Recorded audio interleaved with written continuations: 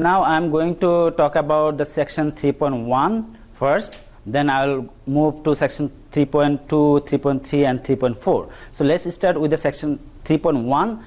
Section 3.1 is telling you about what's going to happen if you walk away from the detector. Walk away from the detector means that if you walk from 0x position to your right direction, means positive x direction. So now if I turn on the motion detector and record the x position, how the x position is changing over time, you will see this scenario. And I have drawn two straight lines with different color. The red color is a little bit slower when you move away from the detector at constant speed, and this color is a little bit faster when you move at constant speed away from the detector.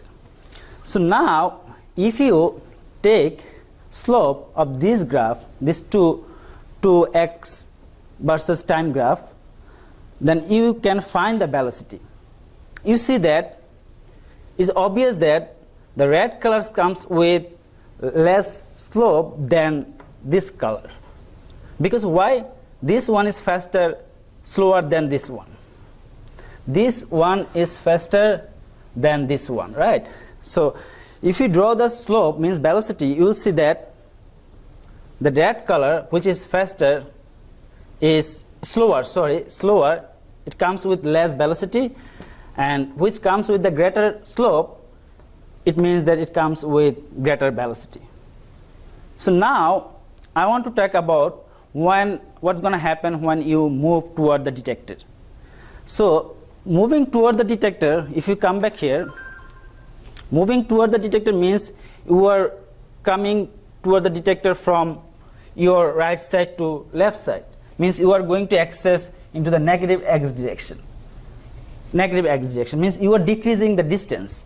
So what's going to happen?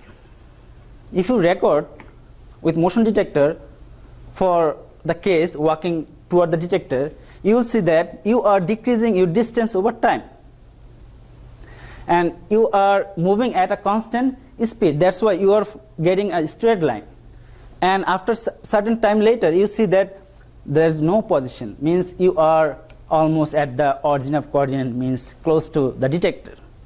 So now similarly, if you take the slope, you will see that your slope is negative. Negative means that you are moving toward the detector. That's why we are finding the negative velocity.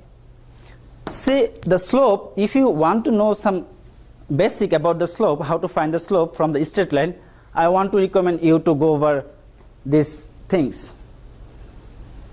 You see that this is the straight line equation, x, and this m is slope, and this is time, plus c. C is the interception with x axis.